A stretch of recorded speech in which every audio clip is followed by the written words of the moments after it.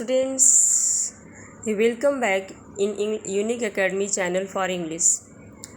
Students, in this video I am going to explain the exercises of chapter of the poem The Road Not Taken, which is written by Robert Frost. Robert first की जो poem the road not taken का जो question answer और exercise है, इस video में मैं उनको अच्छे से क्लियर करूंगी और उसका एक्सप्लेन करूंगी कि किस क्वेश्चन का आंसर कौन सा है और किस तरह से उसको आपको नोटबुक में राइट डाउन करना है. So let's start. You can see here are the some questions. Question 1 2 3 4 and here is two part. First part is here and second part is the here. So let's start. First question is that where does the traveler find himself? What problem does he face? Let's start the answer.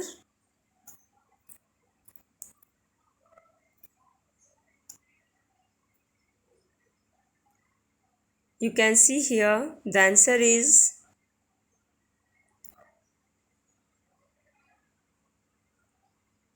first question here. Where does the traveler find himself? What problem does he face? जो traveller है, traveller means poem, poet जो Robert Frost हैं, वो अपने आप को कहाँ खड़ा हुआ पाते हैं और उन्होंने किस प्रकार की समस्याओं को फेस किया, मतलब सामना किया. तो आंसर क्या है देखते हैं. The traveller finds himself at the point where two roads diverge. Traveller जो है, पोएट जो है, या ट्रेवलर होता है जो यात्रा करने वाला है. तो यहाँ पे आपको मालूम है कि यात्रा करने वाला कौन है, तो पोएट है. तो जो पोएट है वो अपने आप को उस पॉइंट पर, उस जगह पर पाता है जहाँ पे एक सड़क जो है दो भागों में बटी हुई है. His problem is to decide on which road he should walk.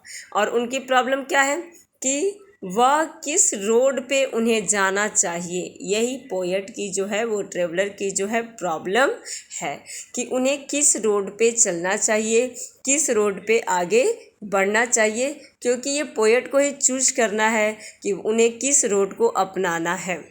तो ये आपका फर्स्ट क्वेश्चन रहा. सेकेंड क्वेश्चन देखते हैं. Discuss what these phrases mean to you. चलिए अब बात करते हैं कि ये जो फ्रेजेस हैं, yellow would, it was grassy and wanted where the passing there, lips no step had trodden back, और how way leads on to way. ये सारे जो फ्रेजेस हैं, इनका जो मीनिंग है वो क्या है और इसका अर्थ आपको क्या समझ में आता है. तो देखते हैं इसका आंसर. फर्स्ट क्वेश्चन है अ येलो वुड. इसका आपका आंसर मिलेगा. अ येलो वुड का अर्थ है और forest in the autumn season. मतलब क्या है, फॉरेस्ट एक जंगल जो ऑटम सीजन का होता है, जो पतझड़ के मौसम का होता है, उस जंगल से यहाँ पे मतलब है अ येलो फॉरेस्ट. सेकंड आपका है it was grassy and wanted wear. It was grassy and wanted wear का होगा the road was grassy, it was a less traveled road, I wanted people to move on it, it wanted people to move in it. जो road है जिस पे grassy है, मतलब जिस पे घास उगे हुए हैं, वो घास इस पे इसलिए उगे हैं क्योंकि इस पे बहुत ही कम यात्री यात्रा किए हैं और यह चाहता है कि लोग इस पर से भी गुजरें. ये जो है ग्रासी रोड की बात हो रही है. फिर तीसरा क्या है, तीसरा है द पासिंग देयर. यहाँ पे आप देख सकते हैं द पासिंग देयर, इसका मीनिंग क्या होगा. तो द पासिंग मीनिंग का अर्थ है, यहाँ पे आप देख सकते हैं it implies walking on the road. It implies walking on the road, मतलब यह कहता है, यह बताता है कि हमें रोड पर टहलना है. इसका ये मीनिंग होगा. फिर चौथा है leaves no step had trodden back. इसका अर्थ आपको क्या मिला हुआ है लिप्स वाले का. It means the leaves had not been crushed under the feet of travellers. मतलब जो लिप्स है ना, इसका यह मतलब है कि जो पत्तियां हैं वह किसी भी ट्रैवलर के पैरों के नीचे से कुचली नहीं गई हैं. इसका यही अर्थ होगा. फिर आपका पांचवा देखते हैं जो लास्ट है. How way leads on to way. How way leads on to way, इसका अर्थ क्या हो जाएगा. अर्थ होगा how one road leads to another. कैसे जो है सड़कें दूसरे को लीड करती हैं या दूसरे को नेतृत्व करती हैं या दूसरे को रास्ता दिखाती हैं, ये इस फ्रेज का अर्थ है। तो आपको समझ में आ गया होगा। ये फर्स्ट 1 से लेकर के 5 तक का आंसर है। आप इसको लर्न करिए और कॉपी में राइट करिए। नेक्स्ट क्वेश्चन देखते हैं। क्वेश्चन नंबर 3 क्या है? Is there any difference between the two roads as the poet describes them? क्या उन दोनों सड़कों के बीच में कोई अंतर है जिसको पोएट ने डिस्क्राइब किया है, बताया है? In stanzas 2 and 3, in stanzas in the last 2 lines of the poem. मतलब इसमें 2 क्वेश्चन दिया गया है। इन स्टेंजास 1 पहले और दूसरे में हमको बताना है कि डिफरेंसेस क्या है, और फिर हमको पोएम के लास्ट 2 लाइन में बताना है कि पोएम के इन रोड्स के डिफरेंसेस के बारे में। तो देखते हैं first answer. There is no difference between the 2 roads in stanzas 2 and 3। इन दोनों रोडों के बीच में स्टेंजास 2 और 3 में कोई भी अंतर नहीं बताया गया है। लेकिन दूसरा क्या है? In the last 2 lines of the poem the poet tells that the road he open for his less ट्रेवलड।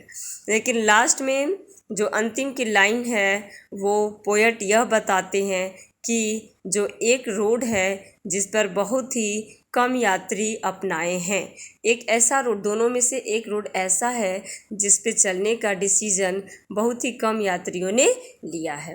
तो ये दोनों का डिफरेंसेस हो गया। अब चलते हैं क्वेश्चन नंबर 4। ये बेटा आपका क्वेश्चन 3 था। अब देखते हैं question number 4। Here is the question number 4।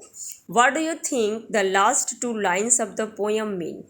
आपका क्या मतलब है कि जो पोएम की जो अंत की दोनों लाइनें हैं उसका क्या अर्थ हो सकता है? क्या क्या looking back does the people regret his choice of और एक्सेप्ट इट? देखते हैं इसका आंसर क्या होगा। The last 2 lines have the quintessence of the poem. The poet express his opinion that it becomes difficult for a normal human being to change his decision. The poet intends to walk on the first road but they could not do so because life does not offer multiple choices to choose. The decision taken may mar one's future on lead on to one to success. It makes all the differences. He knew reprint for the getting a chance to traveler on the first road। इसमें क्या कर रहे हैं poet, जो इन दोनों लाइनों में यह बता रहे हैं कि एक ह्यूमन बीइंग के लिए जो है किसी भी रोड का चुनाव करना, उस रोड का चुनाव करना जिस पे कोई नहीं गया है उसको चुनना एक बहुत ही डिफ़िकल्ट सिचुएशन होता है, डिफ़िकल्ट डिसीजन होता है। तो बहुत कम लोग इस डिसीजन को ले पाते हैं। लेकिन जो द डिसीजन मेक्स में mar one's future to lead the success. लेकिन जो डिसीजन इंसान वहाँ पे लेता है वही डिसीजन के अकॉर्डिंग उसे अपनी लाइफ में सक्सेस मिलता है, सफलता मिलती है। It makes all the differences. He now repent for all getting a chance to travel on the first road. और वो क्या बोलते हैं कि जो फर्स्ट रोज की जो यात्रा है वो क्या है कि सबको जो है एक चांस मिला हुआ है उस पर चलने का, लेकिन जो सेकंड रोड का जो चुनाव है, जो सिलेक्शन है, वही उनके लिए ग्रेट है। अब देखते हैं question number 2। Have you ever had a make a difficult situation, or do you think you will have difficult choice to make? How will you make the choice? For what reason? सच कह रहा है कि इसमें question ये पूछा जा रहा है कि क्या आपके सामने भी ऐसा कोई डिफ़िकल्ट सिचुएशन आया है कि आपको चूज़ करना है कि आपको किस रास्ते को अपनाना है, इस रास्ते को अपनाना है कि उस रास्ते को अपनाना है। क्या आपका कभी डिसीजन ऐसे आपके लाइफ में कभी ऐसा डिफ़िकल्ट सिचुएशन आया है, और आया है तो आपने उस सिचुएशन को कैसे हैंडल किया है? तो देखते हैं आंसर इसका। Such situations occur in everyone's life. ऐसा जो सिचुएशन है, परिस्थितियां हैं, वो सबके जीवन में आती हैं। In today's world people have numerous alternative. आज के जीवन में लोगों के पास अनेक तरह के ऑप्शन हैं, but the decision should be taken after considering all the in Since people have memories alternative, but the decision should not be after considering all the ins and outs of the situation। क्या है कि लेकिन जो decision है, जो हमारा निर्णय है, वो हमें बाहर और अंदर के सारे परिस्थितियों को जानने के बाद ही लेना चाहिए कि हमें किस रास्ते पर चलना है। We must ruminate over disadvantage also. नहीं तो हमें अवश्य ही क्या करना चाहिए, हमें अवश्य ही इन रास्तों के बारे में एडवांटेज और डिसएडवांटेज को भी जानना चाहिए। फिर क्या है कि आप इस सिचुएशन, आप जो है इस आंसर, क्वेश्चन का आंसर जो है अपने से भी दे सकते हैं। आपका जो ओन एक्सपीरियंस है, आप उस एक्सपीरियंस को भी शेयर कर सकते हैं। तो इस क्वेश्चन का आंसर मुझे लगता है कि आपको अपने ओन एक्सपीरियंस को ही शेयर करना है। नेक्स्ट क्वेश्चन नंबर 2 देखते हैं। After you have made a choice do you always think about what might have been और do you accept the reality. कह रहा है कि after you have made a choice, आपको चॉइस करने के बाद do you always think about that might have been, क्या आप हमेशा सोचते हो कि आपने जो किया वो सही है, और डू यू एक्सेप्ट द, या तुम रियलिटी को एक्सेप्ट करते हो।